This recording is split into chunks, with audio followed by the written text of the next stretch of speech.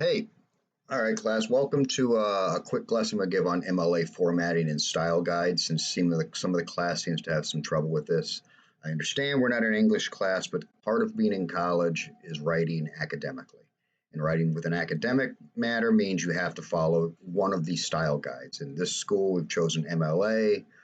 Other popular ones are APA and Chicago style. Anyway, I'm going to give you some sources here. The first one here I'm going to look at is the Purdue OWL. This is a great. I'll put the link in the videos here. This is an awesome one. It gives you MLA formatting. There's even how to do quotations. You don't do footnotes anymore, but different citations you can do, and there's even citation generators and MLO style guides down here to kind of work you through it.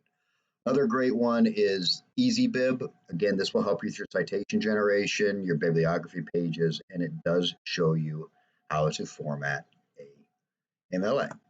And finally, I've got this link I'll also send you. This is LibGuides on how to do formatting within Word, which I'm going to kind of get into right now to kind of walk you through. So I'm assuming the majority of you are probably using Microsoft Word since it comes as part of the 365 package you get by being a member of the school. So what we're going to do is we're going to start here. The first thing I always do is I move up here. I bring myself down to Times Roman. I set it to 12. And then I go into paragraph here. I make sure we're set at double. And I click this do not add space between paragraphs at the same time. Okay, so just there. And then one last thing we'll do is we're going to insert our page numbers. We go to insert, and you're going to look up here for page number. Go top of page,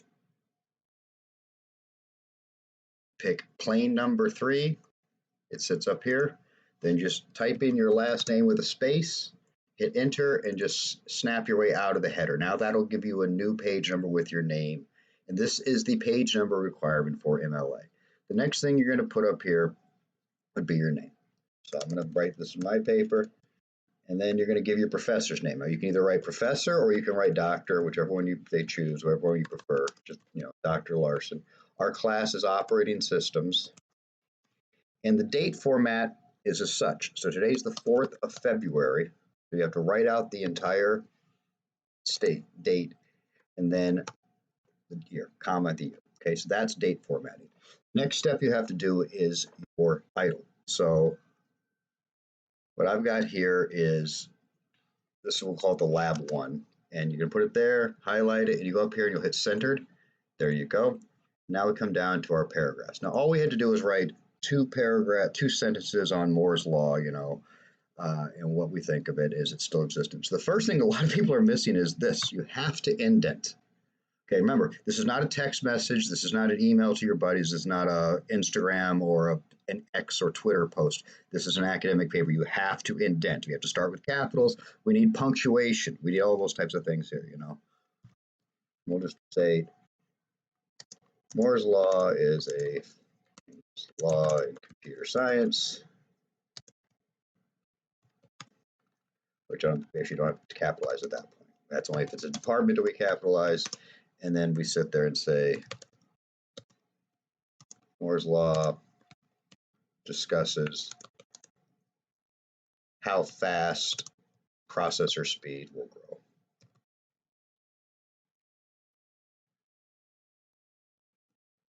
All right. Okay.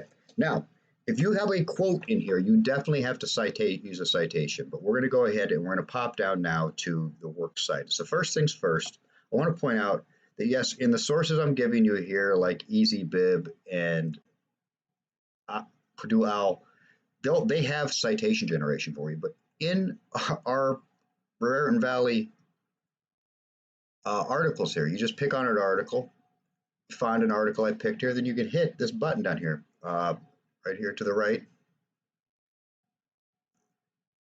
this cite button. Hit cite, scroll down to the citation you want, and here it is. Okay, so take this, copy, come down. Now you're going to have to start a brand new page. I know this seems ridiculous, but this is the way it works. Your citations always have to be on their own new page. Now you notice I have a Larson 2 up there. So I'm just going to type in works cited. We will move this to the center and then go back to this formatting. And here we're just going to paste with text only option. And would you do that by saying this A right here, where it says keep text only? This gets rid of any formatting. Now, the issue is, and this is kind of a little weird thing you have to do with, actually, you know what? Let's go back out of that. To paste regular options, that gives you the formatting here.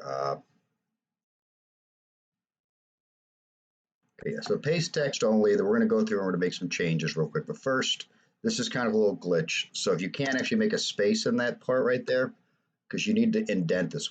I do down there, I give it one, press the enter key once, and then you can tab it across here. Then go to the next one, tab, and that's good. Now let's go back and look at our citation. And you notice in our citation, the